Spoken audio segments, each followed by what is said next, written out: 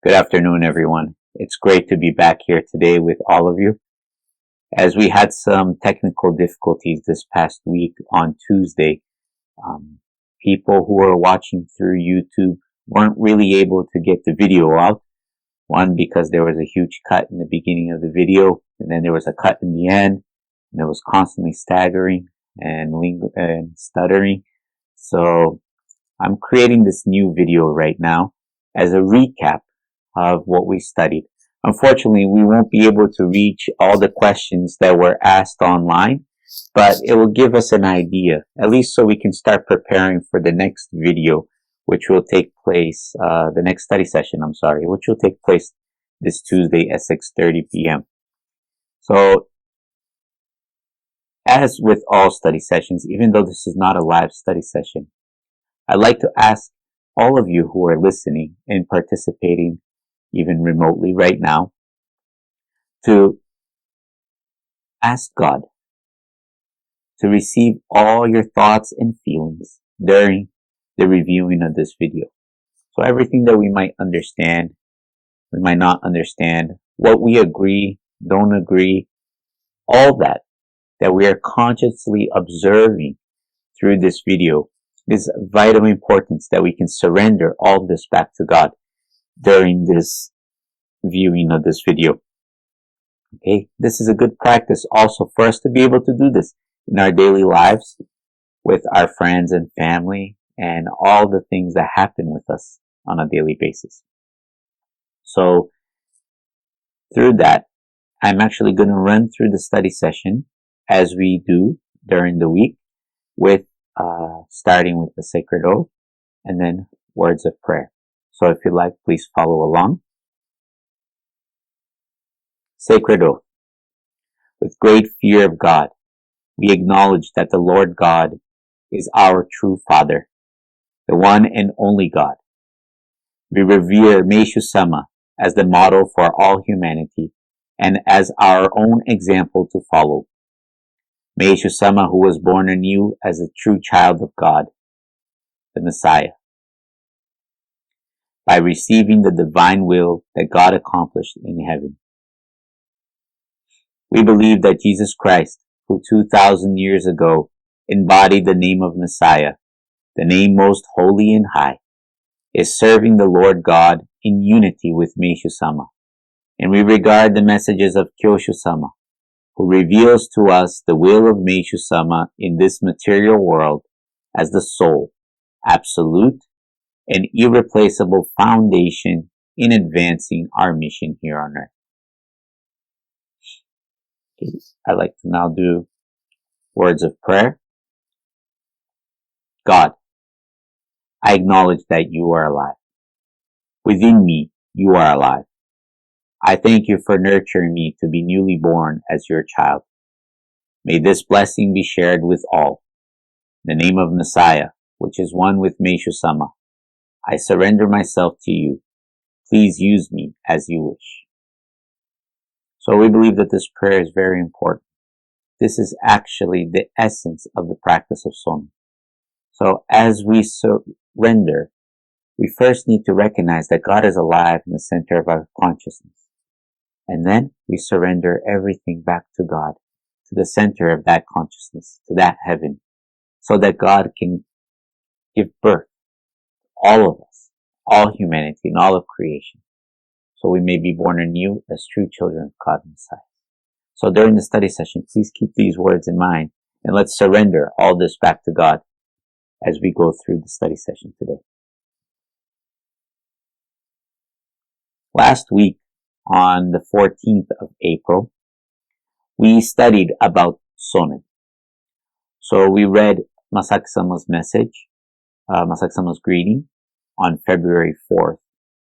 And from that greeting, we took a few points and also the importance of Sonin, that we are now in the age of Sonin, as Meishu Sama said. But Jorei is second, not as important now. So I'd like to recap a little bit what we talked about on the 14th before we go into the question and answers of this week.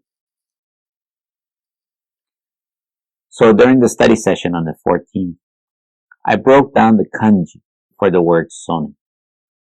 And basically, sone in Japanese means thought. However, thought in Japanese is not in the same sense as we have thought here. There are many words for thought, including the word sone, which is derived from two words put together. It's a compound word.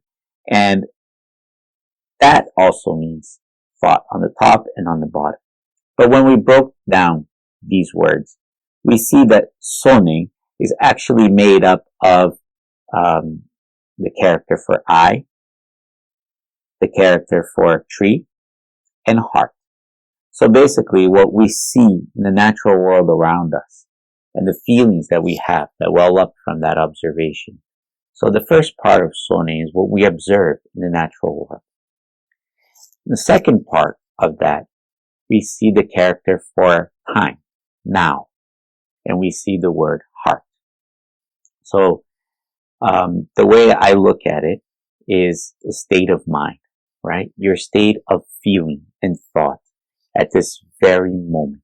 So as you're feeling and observing your state of mind in that exact now, right? So it's very important for us to kind of comprehend what that means, because when we say son and sone, it kind of gets watered down as we try to translate this really deep meaning of what's around us and how that makes us feel and how we deal with that in that exact moment as we're observing that.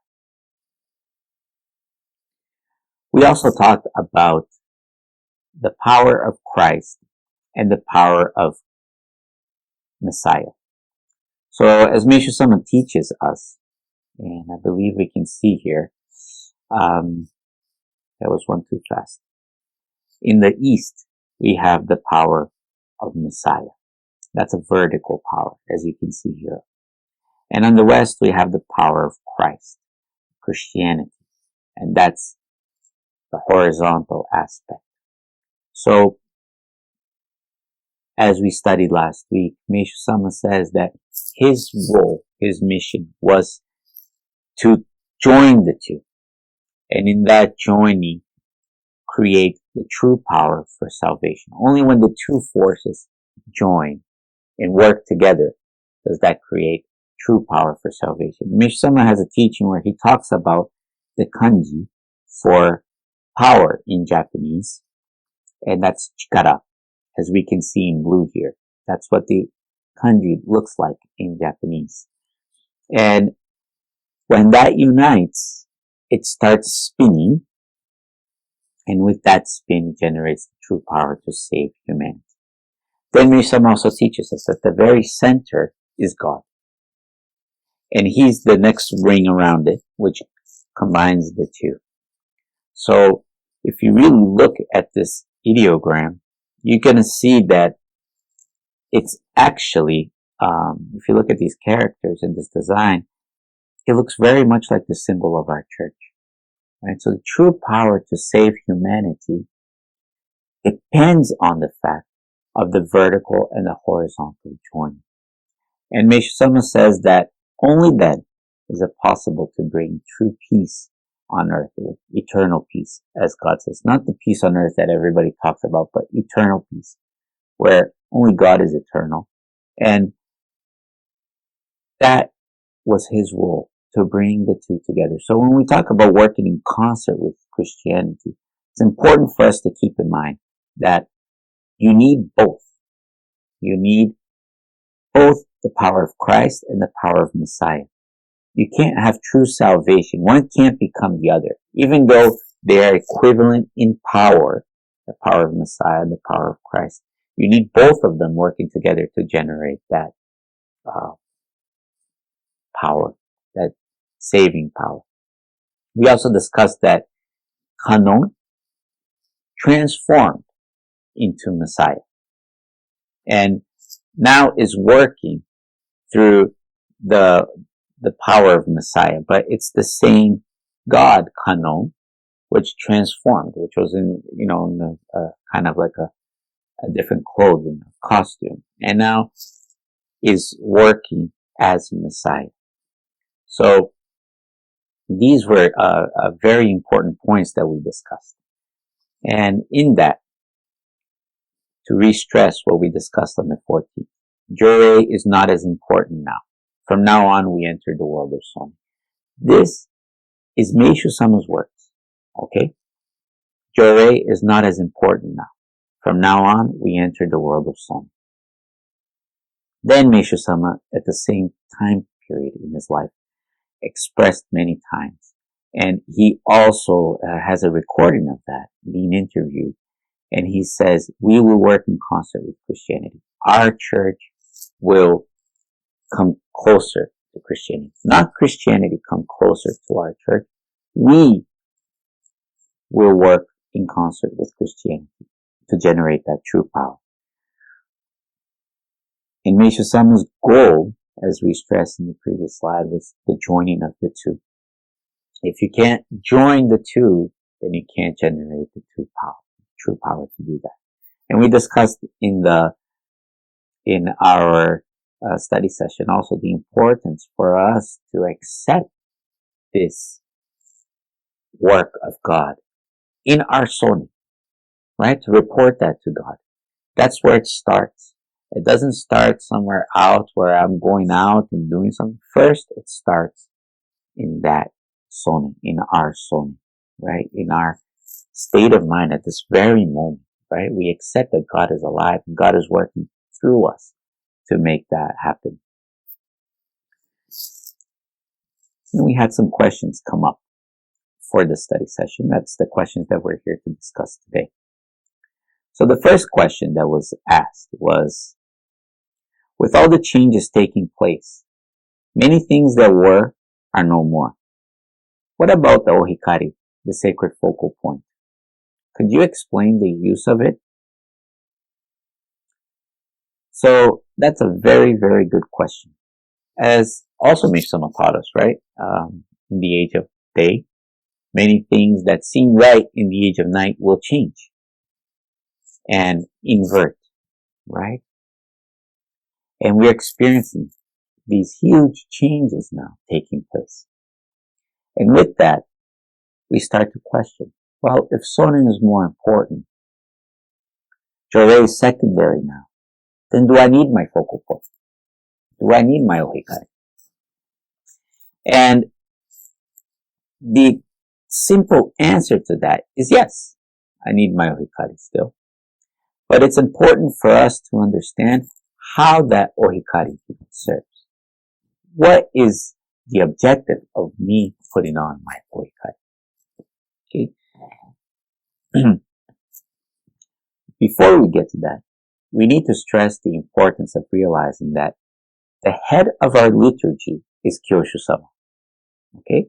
The one person in charge of the teachings and in charge of liturgy, of all liturgical aspects of our church, is Kyoshu-sama. Meishu-sama designed this role of Kyoshu for that purpose, to lead the divine plan. And Kyoshu-sama leads the divine plan, showing us the teachings that we need to study, showing us the liturgy that we need to follow. So it's very important to do that. And Kyoshu-sama himself has talked about the ohikari. And he has taught us that the ohikari exists to remind us that this world of light, ohikari means light. That's what the character ohikari in the name is, light. But this world of light exists in the center of our consciousness, in the center of our soul. Okay? So, the ohikari exists to remind us of that. And to remind us that we are constantly receiving Jore from God. God's light. So Jore is God's light. And we are constantly receiving God's light. God is illuminating our soul with His light. He's alive in the center of our soul. And that light is generating and going out. And once God illuminates that, everything that God has illuminated, now we need to channel back to God, to the center of our soul, through the name of Messiah. So the ohikari has a very important function to remind us that that true essence exists in the center of our soul. And like anything, Meishu Sama teaches us that we have a spirit and the physical aspect, right? So, Meishu Sama also teaches us the importance of the physical aspect, the importance of recognizing the physical aspect. So, I don't think the Ohikari will cease to be used anytime soon. But that's up to Kyosho-sama to decide when that time comes. Meishu-sama stressed many, many times that Jorei was secondary. What was more important was Soni. So with that in mind, let's take the opportunity of the fact that we still wear the Ohikari. And when we put the Ohikari on, we're reminding ourselves that in the center of our soul, God is alive in heaven and illuminating us with His divine light. So it's a great opportunity every time we put our Ohikari on to remember that, to remind ourselves of that truth. Whether or not we're going to use or not, I don't know. The Ohikari itself changed shape, form many times. Not only during Meishu Sama's time, but afterwards, right? But the true essence of that doesn't change. The fact that that world and that light exists, and that's the true world that we need. So physically right now, we're going to be using the Ohikari. And that's okay. That's not the major point right now. The most important point is to recognize with what Soni am I putting on that Ohikari. Am I wearing that Ohikari recognizing that God's heaven exists in the center of my soul? That God is channeling His light to all of us, all of creation, all the time. And I need to channel that back to God, recognizing that and channeling it back to God. Or am I putting the Ohikari on as like a medallion to protect me, as something to serve me, as a form where I think I'm healing and I'm doing this work and I'm channeling some light out to somebody. So there's two drastically different ways of seeing the Ohikari. And I believe that God would be most pleased if we can recognize that, one, we're not the ones channeling anything to anybody, right? We can't heal anybody. God does that. God is channeling His light. And all I need to do is recognize God's forgiveness and channel that back to God. So eventually, we might not have to wear Ohikari one day. Even Meishu-sama in his teachings, he says that the Ohikari and Jorei serve the purpose of bringing humanity to the age of day. Right? It serves that purpose to bring us to the age of day. If we are already in the age of day, in a way, it has fulfilled its purpose. But it's still a reminder, an important reminder that God is alive in the center of our soul, that we are living in this age of day. So let's be grateful that we have the focal point, but recognize that the most important essence, that essence Messiah, is alive in the center of our soul. And that's where we're serving, and that's where God's light is returning to. So in regards to the Ohikari, I hope that can explain your question. The second question, if Soning is more important than Jorei now, is channeling Jorei through thought without the use of Ohikari wrong? The short answer to that is yes, but it's also a no. The reason why I say no is because, like I said earlier, we are not the head of the liturgy. So we're not Kyosho-sama. We can't decide, okay, I don't need to wear my Ohikari now, channel Jorei. However, in Kyosho-sama's guidance, he has taught us there may be situations where we are not able to raise our hand to channel Jorei. And it is important in those situations to recognize that God's light is illuminating that situation from the center of all of our souls. And we have to surrender all those feelings, thoughts, and all those connected to that back to God, to the center of our soul. And through the name of Messiah, as we surrender that, even though physically we can't channel Jorei, as we surrender all of this back to God through the name of Messiah, we are serving in the work of Jorei. So Jorei in reality is much bigger than raising our hand and channeling Jorei.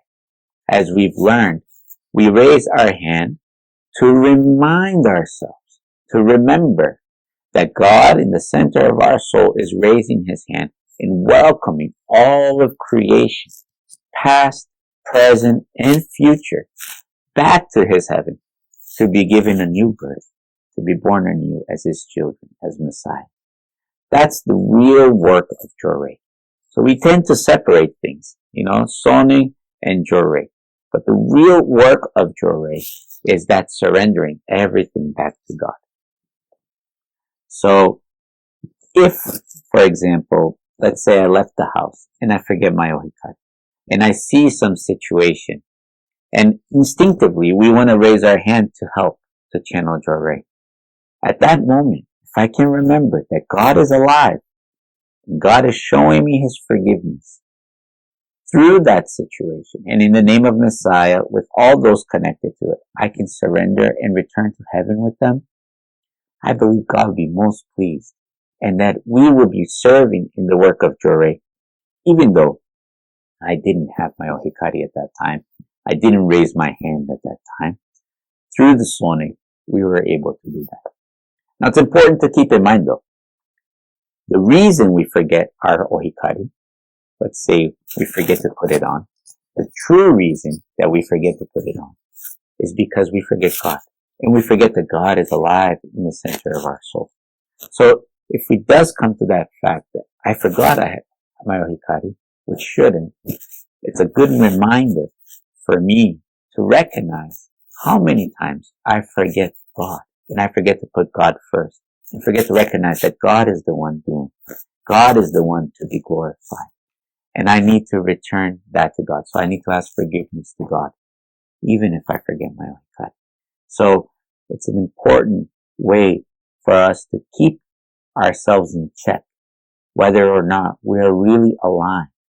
So it also doesn't mean that I can just put my ohikari on and therefore I didn't forget God, because for many times during the day, even though we might have our ohikari on, we do things out of our own will, out of our own way, without even checking with God, right?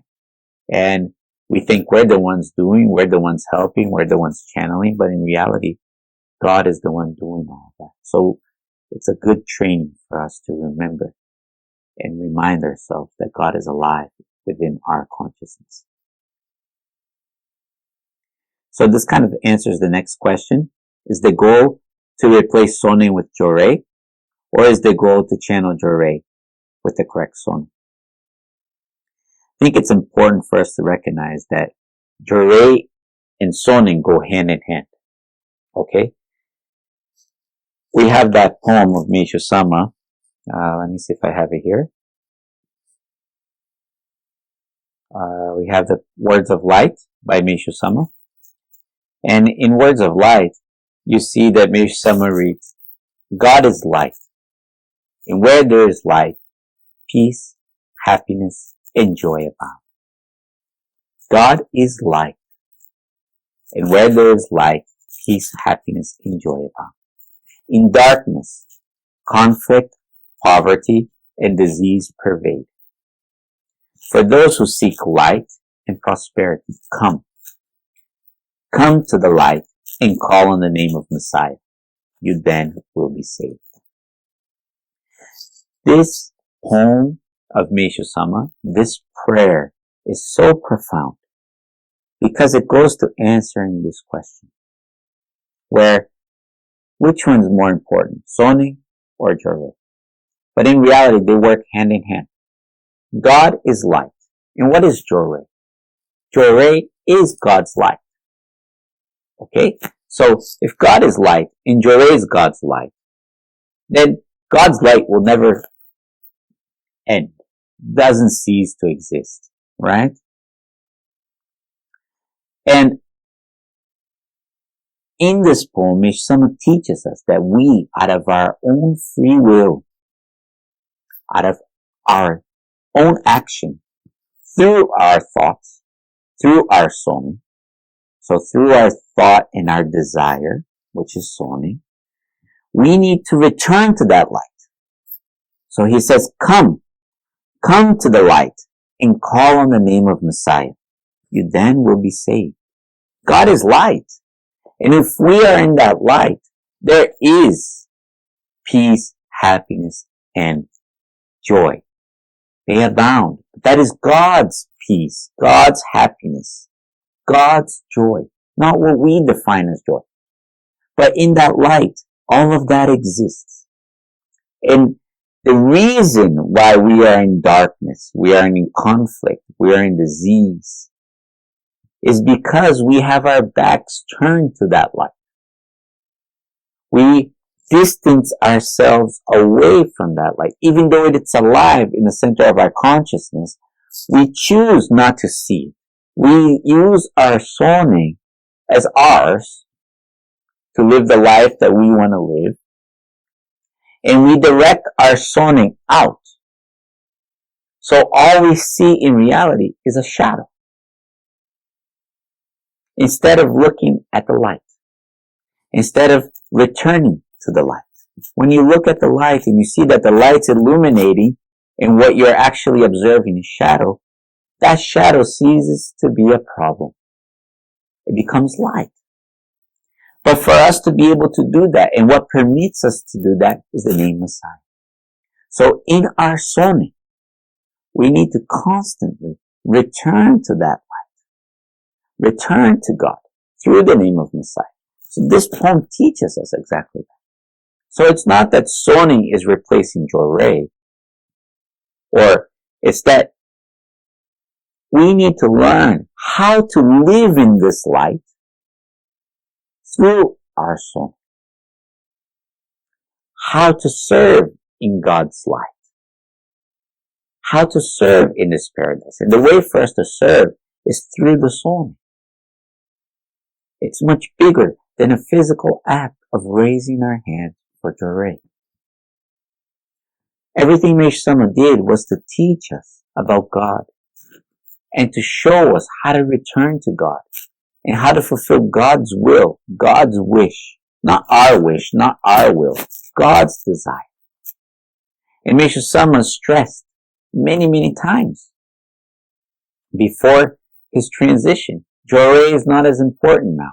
And I think what Mesh Sama was stressing was the physical act of Jorei is not as important now. We need to be doing Jorei 24/7. But Jorei, not Jorei this way that we are thinking about. We need to 24/7 serve in the work of Jorei. Surrender ourselves to God 24/7 through our thoughts, through our feelings.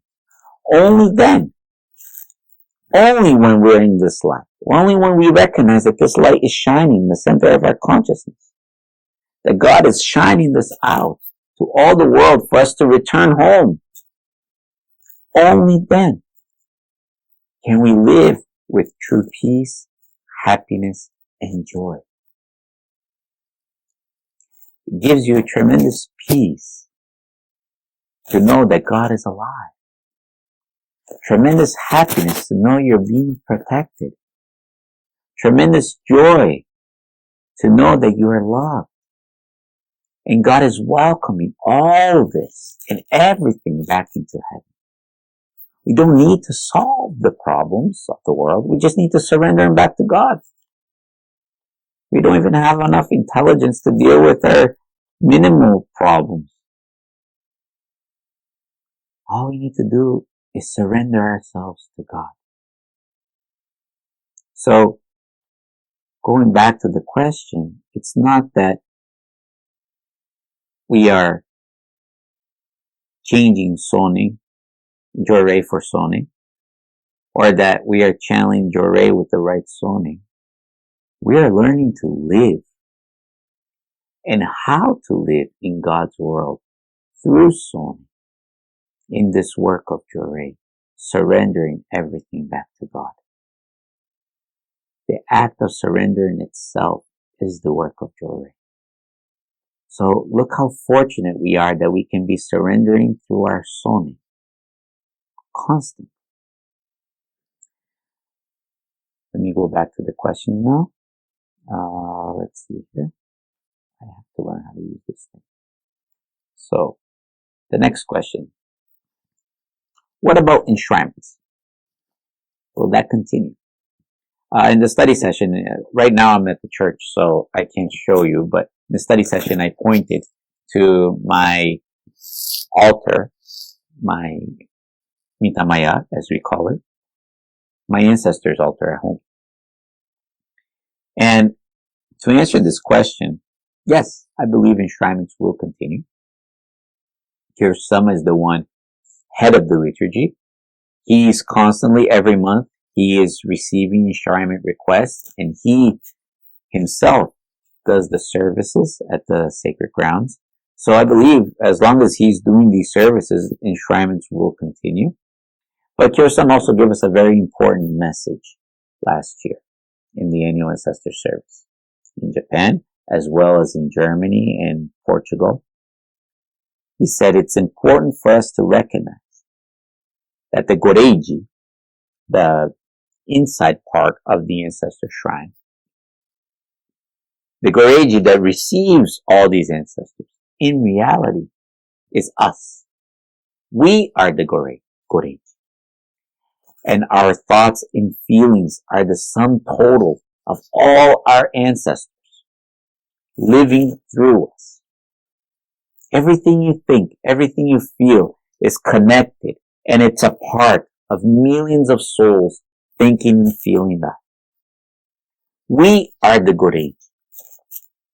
But like the ohikari, the altar at home or at the sacred grounds exists to remind us that our ancestors are very alive, that all of humanity is very alive within us, and that we need to surrender and return with all our ancestors and all humanity to heaven, to the center of our consciousness, to the center of our soul, to be born anew as children of God, Messiah. So we take that moment and that time during the day to pray in front of the ancestor shrine. But we're not saying, okay, now we have all these souls that are inside that little house. In reality, all of those souls exist and are alive within us every day. They make up all of our thoughts, all of our feelings. We are feeling and thinking together with them. As Mishama teaches us, if we are the sum total of all our ancestors, it's like comparing them to the cells of our body. Each cell is an ancestor. You are the sum total of all the cells in your body, physically speaking. Without one of those cells, the body ceases to function correctly. Right? So I need all these cells, but they make up this body. But I'm actually a total sum of all these cells. All our ancestors are alive within us. We are a sum total of all of them. And all their thoughts, all their feelings are constantly being illuminated by God's light. So that together with them we can return to God, recognizing what God has forgiven, and surrender ourselves to be born anew as God's children. So enshrinements will continue, but it's not like I'm praying for somebody who's dead or who no longer exists or who's someplace far away from me. No. I'm recognizing that my ancestors and my descendants who will come after are all alive. And I'm that link in the chain, as Mishama says, connecting the past and the future. But I'm a part of the whole chain. And all of us are returning to God to be born anew as children of God, as Messiahs. So, I believe the enshrinements will continue. But they exist, again, to remind us that we are constantly alive with all our ancestors. And we need to return to heaven to be born anew as God's children. So, short answer for that is yes. Then we had a very interesting question during the study session was, who is making all these changes? And this question is very, very good because it's important for us to realize that all the changes taking place, all the changes, from the prayers to the name of the church, to the way the teachings are seen, all of that was done by Meishu Sama when he was alive. Meishu Sama made all these changes. The difficulty is we did not follow Meishu Sama. We stopped. The same way many, many people till today are doing Jore as a healing. Meishu Sama, after the war ended, said Jore is not for healing. We need to recognize God's existence. And yet they're still channeling Jore to the vital points, right? The same way that many of us are still doing that kind of Jore. We didn't follow Meishu Sama, and we didn't follow his true will when he changed the name of the church and he said that our church needs to be global. It needs to reach out to the whole world. So it's time for us to change the name so we can become World Church of Messiah. So we can work in concert with Christianity.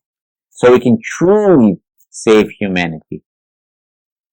So when Meishu Sama did that, we as a church didn't do. And maybe we weren't alive at that time, but it doesn't keep us exempt from the responsibility, because as humans, we did that to God. God sent us with a mission. God gave birth to us with a purpose. And we chose not to follow God, not to follow his will, not to follow his desire. So it reflected in our attitudes towards the church, towards the teaching. But today we're being given an opportunity to make up for that. I think it's a final call, final chance for Meishu Sama for us to catch up. And we're being truly blessed. All these changes were made by Meishu Sama. It's important to recognize that nature is constantly changing. I gave the example in the study session as well that in my room during the training in Japan, I had a big calligraphy, Shinpo Kojo, meaning constant growth, constant evolution of the self, right? And Meishu Sama always talks about us having to be a little bit better. Today, a little bit better than tomorrow. Next month, a little bit better than the previous. Next year, a little bit more. And doing a constant growth. So you don't have to change all at once, but you need to constantly be changing. What happened was, we stopped. When Meishu Sama said, okay, Jore is not as important now. From now on, we enter the world of Sonin, where he says everything can be created by Sonin. Creation happens by Sonin.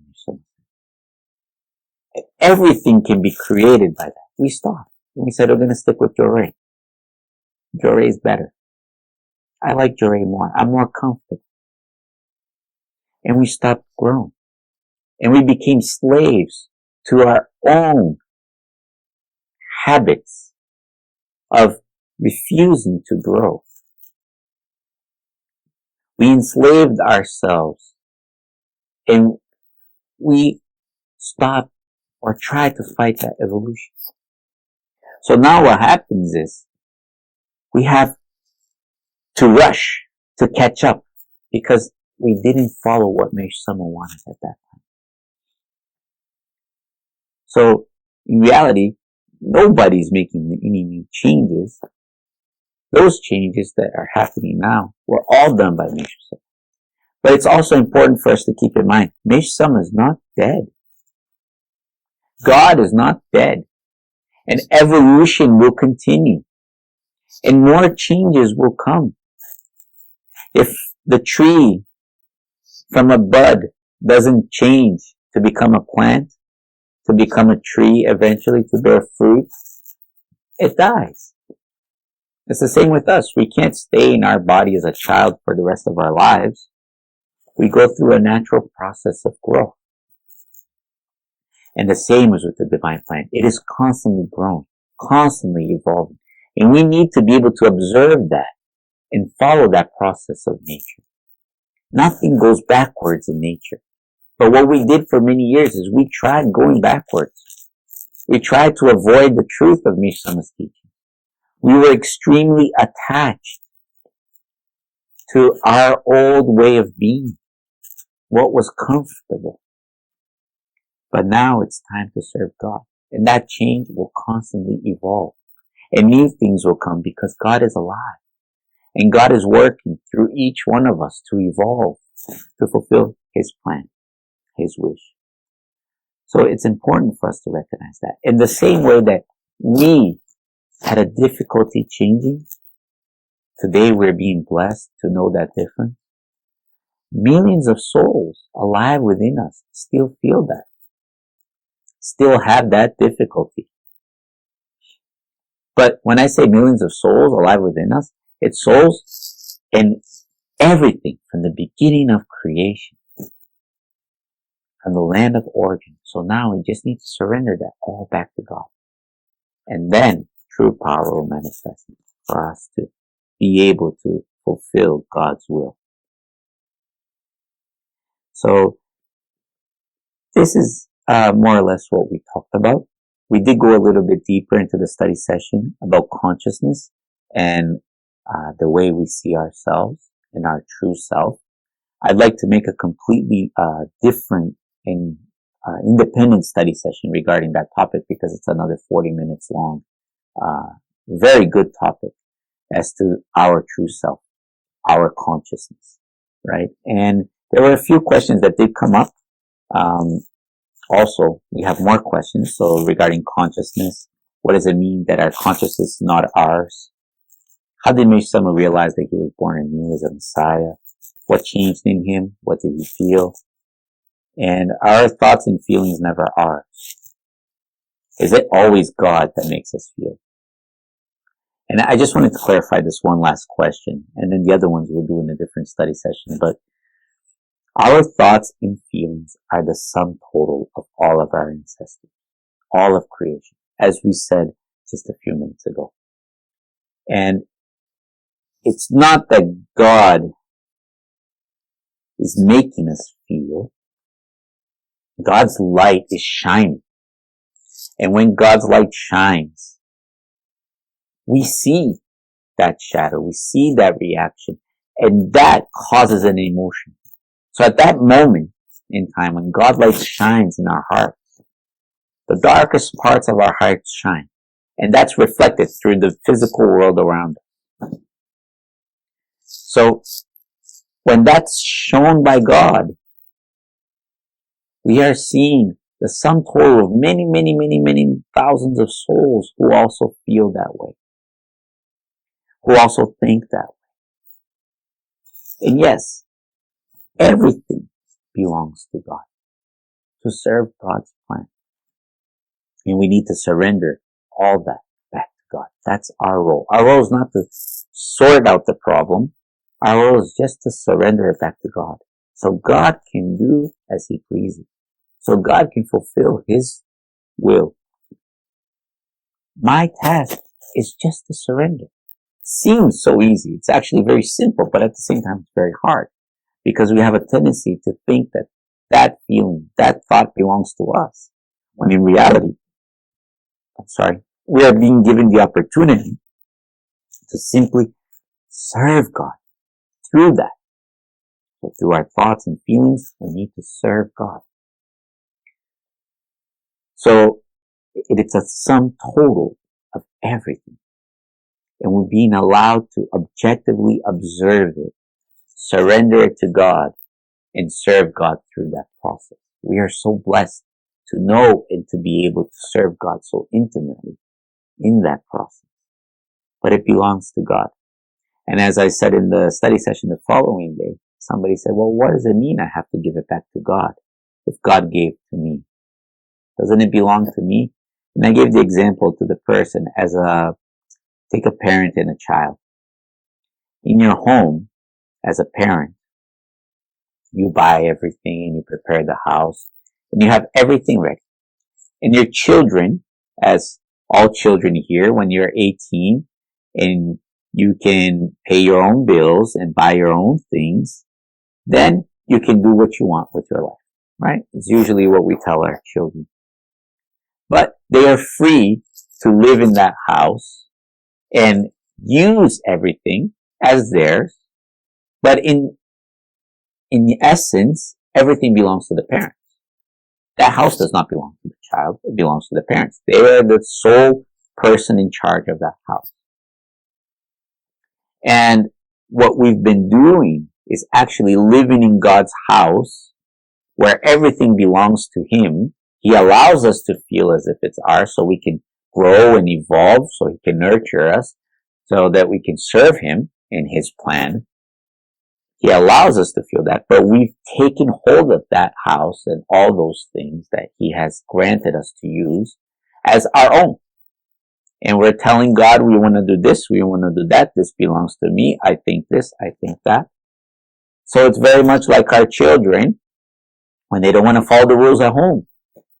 It's impossible to follow the rules, not follow the rules, and live in harmony with God. It's impossible to do it at home and do it with our parents. It's the same. God has given us the free will to use everything that He created, all that exists in His kingdom, so that He can nurture our consciousness to be born anew as His true children in the second phase of creation. God prepared all of that. But at the moment, we're still stuck in our old ways, not wanting to recognize that this kingdom and this paradise belongs to God. And we're trying to take hold of it and control it as if it were ours. And God, through His grace and through His light, is shining His light so that we can see what He has forgiven. What He can see, so that we can see all that we did and He forgave. And with His mercy, return home to be born anew as His children. So I hope that clarifies a little bit more why everything belongs to God. God created everything. We are creations. We are not the creator. Everything belongs to God. We just need to recognize that He's alive. He already forgave us. And through His grace is welcoming all of us. And then we need to recognize our role. That is to serve Him the way that He asks, through our soul, through everything that we observe and see, for Him to do as He pleases from that. So I appreciate very much from the bottom of my heart to be able to share this with each of you. Again, I apologize for the technical difficulties that we had. And I look forward for our study sessions this next week, where we're going to go a little bit more deeper into Jorei. We have great material that just came from Masaki-sama explaining about Jorei and what is Somi and Jorei in this essence. And we're also going to go a little bit deeper into the consciousness, into the self. And what does it mean that these feelings are sum total of all my ancestors? So that's what I like to look into with everybody this week. And I look forward to having you participate in our study session. Once again, thank you very much for joining us, and have a blessed weekend.